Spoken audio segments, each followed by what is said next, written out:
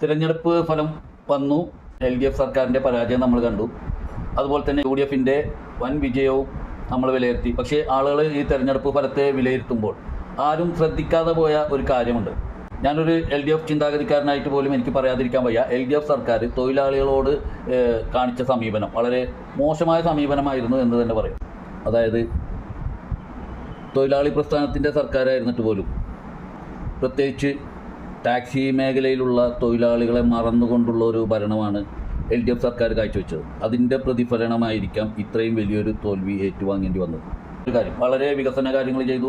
വളരെയധികം നാടിന് നല്ല രീതിയിലുള്ള കാര്യങ്ങളെല്ലാം ചെയ്തിട്ടുണ്ട്. റോഡ് വികസനത്തിലാണെങ്കിലും സ്കൂള് തലത്തിലാണെങ്കിലും ഹോസ്പിറ്റൽ കാര്യങ്ങളാണെങ്കിലും എല്ലാം നല്ല രീതിയിലുള്ള വികസന പ്രവർത്തനങ്ങളാണ് LDF സർക്കാരിൻ്റെ ഭാഗത്തു നിന്ന് ഉണ്ടായിട്ടുണ്ടെങ്കിലും ഇത്ര വലിയ തോൽവി ഏറ്റുവാങ്ങാനുണ്ടായ കാരണം എന്താണെന്ന് വിലയിരുത്തുമ്പോൾ ഇതുകൂടി കൂട്ടിച്ചേർക്കണം. തൊഴിലാളികളോടുള്ള സമീപനം, അതായത് പ്രത്യേകിച്ച് ടാക്സി ഫീൽഡിലുള്ള ടാക്സി ഡ്രൈവർമാർ, ടാക്സി തൊഴിലാളികളോട് ഇവർ കാണിച്ച അനീതി, പല നിയമങ്ങൾ അടിച്ചേൽപ്പിച്ചുകൊണ്ട് സാമ്പത്തികപരമായിട്ട് അവരെ കഷ്ടപ്പെടുത്തുന്ന രീതിയിലുള്ള സമീപനം, വളരെ കഷ്ടപ്പെട്ട് കുടുംബം പുലർത്താനായിട്ട് ഇറങ്ങിയിരിക്കുന്ന തൊഴിലാളികളോട്, ടാക്സി തൊഴിലാളികളോട് കാണിച്ച സമീപനമാണ് ഇവരെ ഇതുപോലുള്ള വലിയൊരു തോൽവിയിലേക്ക് നയിക്കാൻ ഒരു കാരണമെന്ന് ആരും ഇതുവരെ വിലയിരുത്തിയിട്ടില്ല. അതിൻ്റെ കാരണം ഞാൻ പറയാം. പ്രത്യേകിച്ച് ഈ അടുത്ത കാലത്ത് GPS-ൻ്റെ ഈ ഇടത് സർക്കാർ ഭരണത്തിലേറിയതിന് ശേഷമാണ് വാഹനങ്ങളിൽ, ടാക്സി വാഹനങ്ങളിൽ GPS നിർബന്ധമാക്കിയത്. എന്നാൽ GPS-ൻ്റെ ആ സിസ്റ്റത്തെ ട്രാക്ക് ചെയ്യാനുള്ള ഒരു സംവിധാനവും സർക്കാർ ഒരുക്കാതെയാണ് വർഷത്തിൽ 5000 രൂപയോളം ചിലവാക്കിക്കൊണ്ട് ടാക്സി തൊഴിലാളികൾ ഈ GPS മെയിൻ്റനൻസ് ചെയ്ത് പോയിക്കൊണ്ടിരിക്കുന്നു. അതില്ലാതെ ടെസ്റ്റ് പാസ്സാക്കാനും കഴിയില്ല.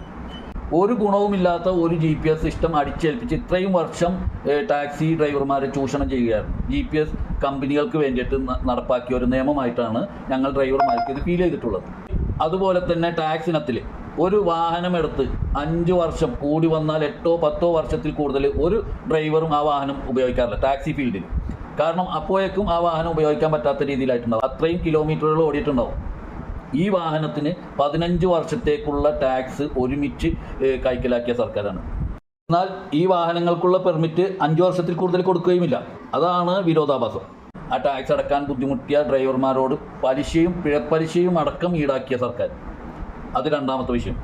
മൂന്നാമത്തെ വിഷയം, ഇപ്പോൾ ഈ അടുത്ത കാലത്തായിട്ട് കൊണ്ടുവന്നിരിക്കുന്ന ക്ഷേമനിധി നിർബന്ധമാക്കിക്കൊണ്ട് ഇനിയിപ്പോൾ ഓരോ വാഹനവും ടെസ്റ്റ് നടത്തണമെന്നുണ്ടെങ്കിൽ, ഫിറ്റ്നസ് സർട്ടിഫിക്കറ്റ് കിട്ടണമെന്നുണ്ടെങ്കിൽ ഡ്രൈവർക്ക് ക്ഷേമനിധി ആകാം. അത് നല്ല കാര്യമാണ്. കാരണം ഡ്രൈവർക്ക് നേരിടുന്ന പല പ്രശ്നങ്ങളിലും ക്ഷേമനിധി ഫണ്ട് ഉപയോഗിച്ചിട്ട് പരിഹാരം കാണാനായിട്ടുള്ളൊരു സംവിധാനമാണ് ഈ ക്ഷേമനിധി കൊണ്ട് ഉദ്ദേശിക്കുന്നത്. അപ്പോൾ ഈ അങ്ങനെയുള്ള സംവിധാനം നല്ലതാണ്, ഡ്രൈവർക്ക് ക്ഷേമനിധി ആകാം. പക്ഷേ വാഹനത്തിന് എന്ത് ക്ഷേമനിധി? അതായത് ഡ്രൈവർ ഇന്ന് മുതൽ ക്ഷേമനിധിയിൽ അംഗമാകുന്നുണ്ടെങ്കിൽ ഇന്ന് മുതലുള്ള പൈസ കൊടുത്താൽ പോരെ, അല്ലെങ്കിൽ വയസ്സ് അടിസ്ഥാനത്തിൽ ഡ്രൈവറുടെ. ഇതല്ല, വണ്ടി എത്ര വർഷം പഴക്കമുള്ളതാണ്, ഈ ഡ്രൈവറുടെ കയ്യിലിരിക്കുന്ന വാഹനം എത്ര വർഷം പഴക്കമുള്ളതാണെന്ന് കണക്കാക്കിക്കൊണ്ടാണ് ക്ഷേമനിധി പിരിക്കുന്നത്. അതായത് 10 വർഷമുള്ള ഒരു വണ്ടിയാണ് എൻ്റെ കയ്യിലുള്ളതെങ്കിൽ ഞാൻ അടുത്ത വർഷം ടെസ്റ്റ് പാസ്സാക്കാൻ ചെല്ലുമ്പോൾ 11 വർഷത്തെ ക്ഷേമനിധി ഞാൻ അടച്ചിരിക്കും. അതായത് ഏതാണ്ട് 18,000 രൂപ അടക്കം വരും. അതുകൂടാതെ പലിശയും പിഴപ്പലിശയും അടക്കം ഈടാക്കുന്ന ഒരു സിസ്റ്റമാണ് ഇപ്പോൾ നിലവിലുള്ളത്. അതായത് ഡ്രൈവർമാരെ എങ്ങനെയെല്ലാം ദ്രോഹിക്കാൻ പറ്റുമോ ആ രീതിയിലെല്ലാം ദ്രോഹിച്ചിട്ടുണ്ട്. മനസ്സിലായോ? അതുകൂടാതെ ഇപ്പോൾ ഓൺലൈൻ ടാക്സി മേഖലയിൽ വർക്ക് ചെയ്യുന്ന ടാക്സി തൊഴിലാളികളെ ഏത് രീതിയിലാണ് ഇവർ സമീപിച്ചേക്കുന്നത്? ഇപ്പോൾ ട്രാൻസ്പോർട്ട് വകുപ്പ് മന്ത്രിയായിരുന്ന നമ്മുടെ ഗണേഷ് കുമാർ സാറ് ഡ്രൈവർമാരെ തല്ലി ചതക്കുന്ന രീതിയിലുള്ള പ്രസ്താവനകൾ ഇറക്കി അവരെ വളരെയധികം ദ്രോഹിച്ചിട്ടുണ്ട്. ഈ ഓൺലൈൻ ടാക്സി ഇവിടെ അനുമതിയില്ലാതെ 10 വർഷം കഴിഞ്ഞപ്പോൾ പുള്ളിക്ക് ബോധോദയുണ്ടായി. അപ്പോൾ ആ രീതിയിലുള്ള പ്രസ്താവനകൾ ഇറക്കി പരമ്പരാഗത ഓൺലൈൻ ടാക്സിക്കാർ ഓടിച്ചിട്ട് തല്ലുന്ന രീതിയിലേക്ക് അന്തരീക്ഷം വഷളാക്കി. അതുപോലെ തന്നെ ഓൺലൈൻ ടാക്സി ഓടുന്ന ഡ്രൈവർമാർ, അവർക്ക് ഒരു ഏകീകരിച്ച ഫെയർ സംവിധാനമില്ല. കമ്പനികൾ, ഊബർ, ഓല അതുപോലുള്ള കമ്പനികൾ തീരുമാനിക്കുന്ന റേറ്റിന് കഷ്ടപ്പെട്ട് ഓടുന്ന തൊഴിലാളികളാണ് ഈ ഓൺലൈൻ ടാക്സി പ്രസ്ഥാനത്തിലുള്ളത്. അതുപോട്ടെ അനാവശ്യമായിട്ടുള്ള നിയമങ്ങൾ കൊണ്ടുവന്ന് ഇപ്പോൾ ടൂറിസ്റ്റ് ബസ്സുകൾക്ക് വൈറ്റ് അടിച്ച് ഇറക്കി കഴിഞ്ഞാൽ അപകടം കുറയുന്നുള്ളൊരു പുതിയ കണ്ടുപിടുത്തം വരെ നടത്തി. അങ്ങനെ ഏതെല്ലാം രീതിയിൽ ഈ തൊഴിലാളികളെ, ഈ തൊഴിൽ മേഖലയിലുള്ളവരെ ദ്രോഹിക്കാൻ പറ്റും ആ രീതിയിലെല്ലാം ഈ സർക്കാർ ദ്രോഹിച്ചിട്ടുണ്ടോ എന്നുള്ളത്. അതിൻ്റെ എല്ലാം പ്രതിഫലനമാണ് ഈ കണ്ടത്, അല്ലാതെ വേറൊന്നുമല്ല. മനസ്സിലായോ? ഒരു വണ്ടി ഓടിക്കുന്ന ഒരു ഡ്രൈവർ ഉണ്ടെങ്കിൽ അവനെ മാത്രം നിങ്ങൾ നോക്കണ്ട, അവന് കുടുംബമുണ്ട്, അവൻ്റെ സുഹൃത്തുക്കളുണ്ട്, അവൻ പറഞ്ഞാൽ കേൾക്കുന്ന നിരവധി ആളുകളുണ്ട്.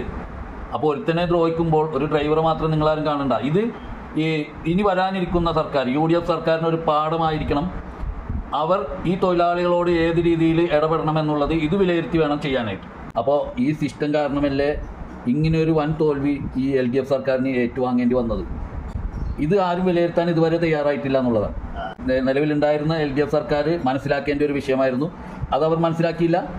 ഇനി വരാനിരിക്കുന്ന സർക്കാർ UDF സർക്കാരെങ്കിലും അത് മനസ്സിലാക്കി ഈ മേഖലയിലുള്ള തൊഴിലാളികളെ ദ്രോഹിക്കാതിരിക്കുകയും ഇതുപോലുള്ള കരിനിയമങ്ങൾ എടുത്തു കളഞ്ഞ് സൗഹൃദപരമായിട്ടുള്ള ഡ്രൈവർമാർക്ക് താങ്ങാവുന്ന രീതിയിലുള്ള കാര്യങ്ങൾ, ടാക്സ് ആണെങ്കിലും ഇതുപോലുള്ള ക്ഷേമനിധി, ഡ്രൈവറിന് ക്ഷേമനിധി ഏർപ്പാടാക്കിക്കോ, കുഴപ്പമില്ല, അവരത് അടക്കാൻ തയ്യാറാണ്. വാഹനത്തിന് എന്ത് ക്ഷേമനിധി, അതാണ് മനസ്സിലാക്കാൻ കഴിയാത്തത്. അപ്പോൾ അതെല്ലാം തെറ്റായ രീതിയിലുള്ള സമീപനമായിരുന്നു. അത് UDF സർക്കാരെങ്കിലും തുടരാതെ അതിനൊരു പരിഹാരം നിശ്ചയിക്കാതെ.